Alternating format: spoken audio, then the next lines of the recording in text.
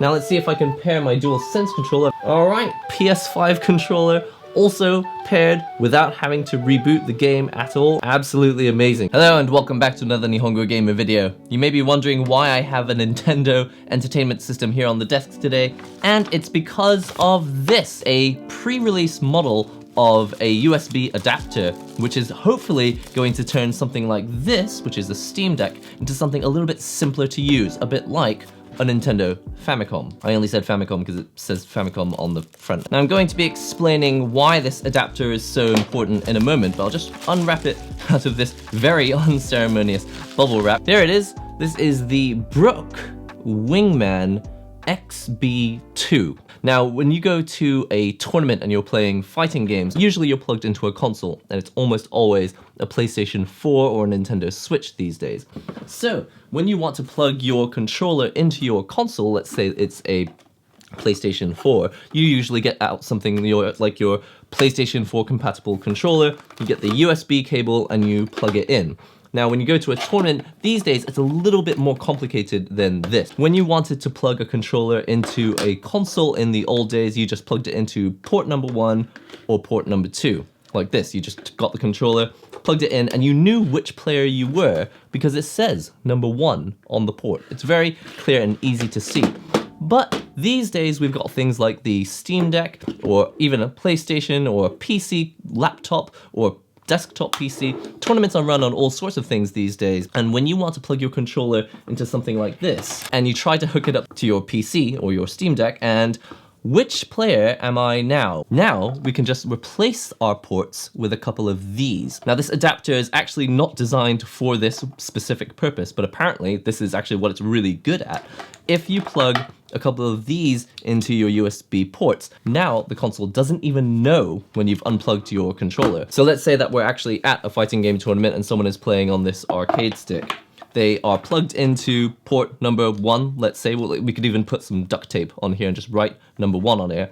And when they're finished, they can just remove their controller, and then another player can come on with a different controller entirely. Let's say it's a wired pad, and they could just plug into here or wirelessly connect to this. And now, if this were the first player dongle, this person is now the first player. So already you can see that this is kind of a big shift for the way that controllers are going to be used in tournaments. It was at its absolute simplest here on something like a NES. You just plug a controller into port number 1, but then on the PlayStation, you had to faff around with which profile is number 1 and which profile is number 2, and it could be any of the 50 profiles saved on that PlayStation 4, which is used for multiple different tournaments. And now that we're moving away from consoles and inching towards a future, slowly, bit by bit, where we use PCs or things like Steam Decks, we're gonna have to deal with things like dongles and not really knowing which one of these ports is player 1 or player 2, and when you plug it in, if you plug 2 controllers into a Steam Deck, now you've actually got 3 different controllers that you have to manage, and you have to go into the settings and find out which one is which. It should be quite exciting, but the problems I've just mentioned are some of the many reasons why people are still scared of moving towards a PC-based future for things like fighting game tournaments. But being able to plug in controllers without the console knowing that anything's been unplugged at all is only one of the benefits of using something like this.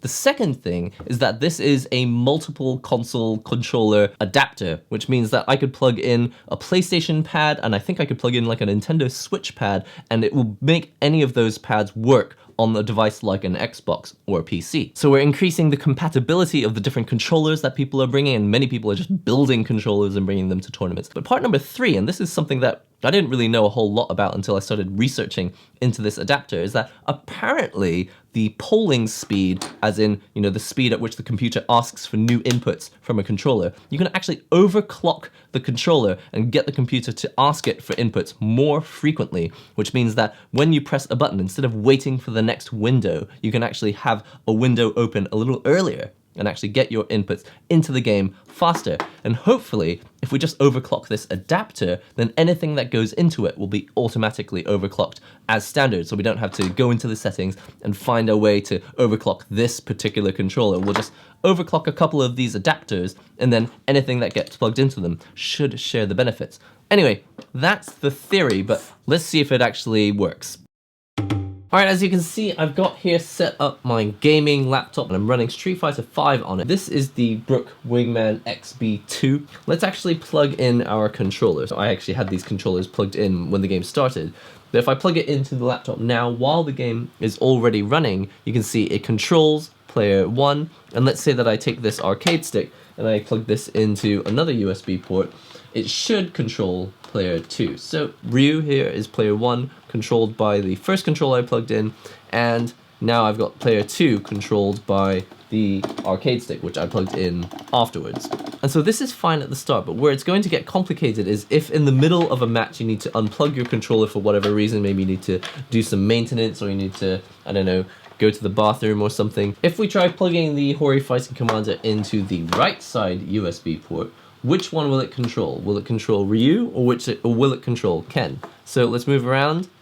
Nothing's happening yet, but if we plug in the other controller, so actually both controllers want to be plugged in, or actually I just didn't have this. No, I had it plugged in all the way.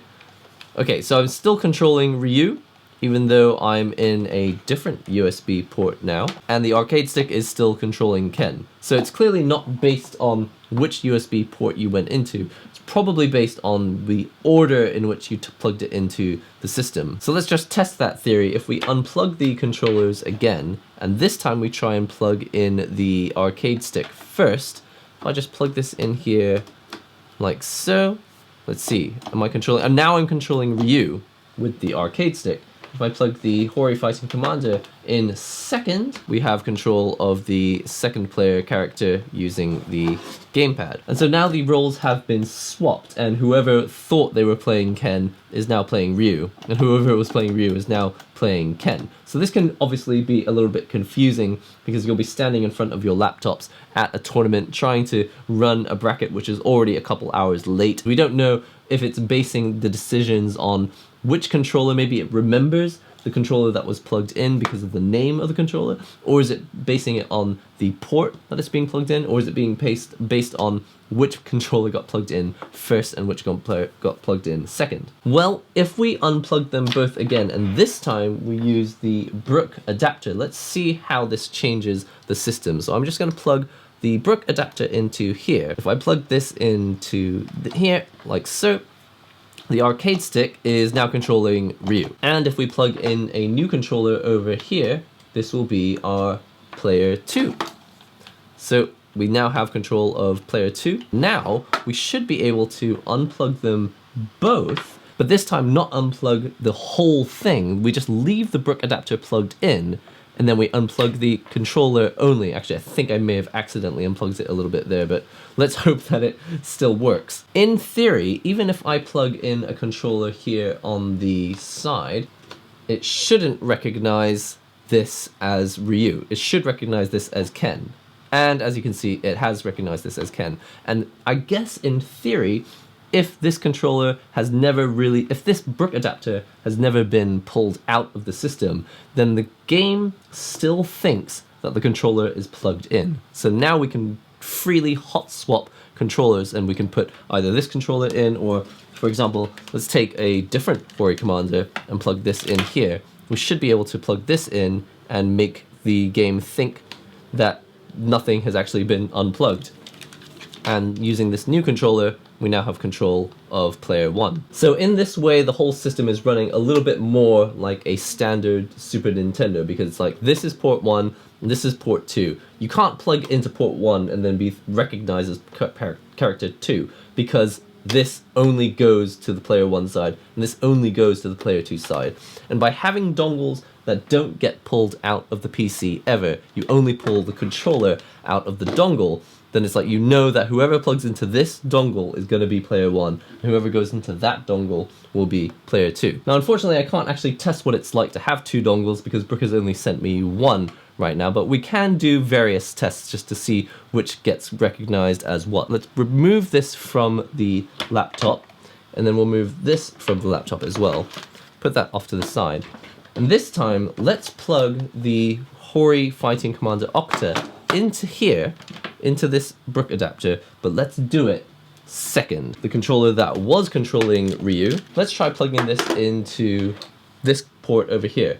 which was controlling Ken. So if the game thinks that a fighting commander standard controller is for Ryu, then this should control Ryu right now. But as you can see, it is hooked into Ken over here, even though I've pulled both controllers out and I've plugged this controller in first. In fact, there's nothing plugged in over here. I should now be able to plug the Octa into the player 1 dongle, and let's try that. And I should be controlling Ryu immediately. Absolutely perfect. So it's all just much more predictable now. We know who's going to be what because this dongle is player 1. So I guess maybe in theory, if things are working out quite well, maybe you only need one dongle. The thing is, if you want to take advantage of things like overclocking the dongle so that any controller going into it is going to be polled at 1000 Hertz, which supposedly gives you a faster response time for the controller, then it probably makes sense to have two of the same dongle so it's fair on both sides. But if you're not worried about overclocking, the main thing you just want to make sure is that whatever controller goes into this dongle is player 1 every single time. Then, you know, for a single laptop, you might only need one dongle. Now, supposedly we should also be able to use this adapter for Bluetooth wireless controllers like a DualShock 4, so let's try that. I'm going to plug this into the system right now, and presumably this is going to control Ryu for anyone that is plugged into it. Just double check. And yes, I'm going to remove this wired controller from the Brook adapter, and it's slow blinking, which means that it's connected successfully to the PC. But if I hold down these two blue LED buttons on the side for 1 second, it goes into Bluetooth pairing mode. And now I'll just put my DualShock 4 in Bluetooth pairing mode as well. And as you can see, it has instantly paired with the Brook Wingman XB2. And now I have wireless control of my character in Street Fighter player 1, and I had no need to reset the game. I didn't have to go into the Windows setting. I didn't have to go into the Bluetooth pairing function in Windows. The game just stayed running the whole time, and I was able to pair this controller, but I should probably be able to pair a different controller as well. So that controller is off, and as you can see, it's no longer connected. Let's get that arcade stick out again, and let's plug this in here. Let's say someone else is player 1 now, and they want to play the game without rebooting the game at all. And we instantly have access to player 1 again, but now with an arcade stick. Now let's see if I can pair my DualSense controller. I've actually never tried this before. Okay, it looks like it's pairing there. I need to hold down these buttons here for 1 second. Put it in pairing mode. And as you can see, it looks like it is now paired. Let's try it. Alright, PS5 controller. Also paired without having to reboot the game at all. Absolutely amazing, because Bluetooth is not being handled by the Bluetooth in the PC anymore. It's being handled by this dongle. Last but not least, let's try plugging in this hoary Nintendo Switch controller.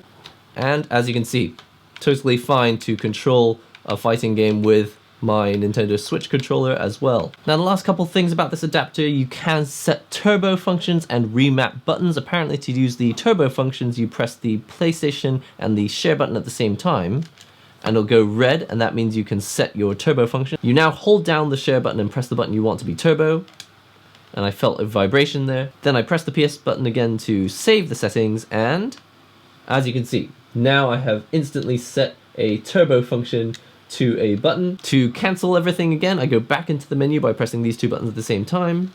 And this time I press view and menu at the same time, which is share and options. I felt two vibrations there. Then when I press the home button here, all my turbo functions have been erased. Excellent. Now if you want to remap buttons on the fly, PS home button and the options buttons at the same time, you enter into the remapping mode. Let's say I want to remap this trigger button here, so I'll press the trigger button first. And then after that, I hold down the share button and hold down the new button or button combination that I want to set to this trigger. So for example, I'll press the share button and press triangle and circle at the same time. Then when I press the PS home button, it saves the setting, and it should do a V-skill every time I press this button. And as you can see, it is pressing both punch, medium punch, and medium kick at the same time. And it's not because I built that into the settings of the game, I just did it on the fly using only this Brook adapter. If I want to reset the button mapping because I'm all confused and all the buttons are all wrong on my controller now, just press these two buttons again, options and PS home, share and options at the same time. Then if I press the PS home button now, it should save everything, and my trigger has gone back to being a normal kick. So you can start to see how this is going to be a powerful tool for bypassing all of the software running on the PC for the settings for the controllers or the Bluetooth. And in that way, it's making it a lot more like a PS4 type console, but actually it's going even further, and it's really making it a lot more like the really old consoles or the arcade boards where you just plugged into the player 1 slot and the player 2 slot. Now there's one more thing that this device is going to be used for in terms of optimizing setups for minimal delay. And it was what we were talking about earlier, where you can actually set this adapter to tell any controller plugged into it to pull at an overclocked rate of 1000 Hertz. I learned this from an Arturo video which I found on YouTube about using this device for doing this specific thing. I'll put an actual link in the description because you should definitely check out his video because he knows way more about this stuff. Then you just go into this software, the Brook adapter. It's set as an Xbox One controller, X input compatible device, and you can go over to the rate and actually change the rate to 1000 Hertz. So I don't actually intend to test this. I don't even think I would notice the difference between a 500 Hertz or 1000 Hertz overclocked rate. But again, if you're interested specifically in overclocking polling rates and that sort of thing, definitely check out Arturo's video. It's really interesting because yes, it does allow a large number of controllers to work with your Xbox or your PC, even if they're Switch or PS4 controllers. But for us as fighting gamers, it's really mostly exciting because it represents kind of a shift towards more freedom. Like not having to run consoles for our tournaments, being able to run them on PC means we can use cheap PCs or expensive PCs. We can have them running at low resolutions and fast frame rates, or high resolutions and reasonable frame rates. So really quite exciting that adapters like these are going to help us transition to a world of, freedom in the worlds of running tournaments. And kind of excited that they're here already and we can get started. If you enjoyed this video, be sure to hit the like button, leave a comment if you want to talk more about PC fighting game tournaments or things that this adapter can do and can't do. And of course, be sure to subscribe to the channel for more videos where I'm going to be reviewing all sorts of hardware, especially controllers and that sort of thing. That's all for now. I'll see you in the next NihongoGamer video.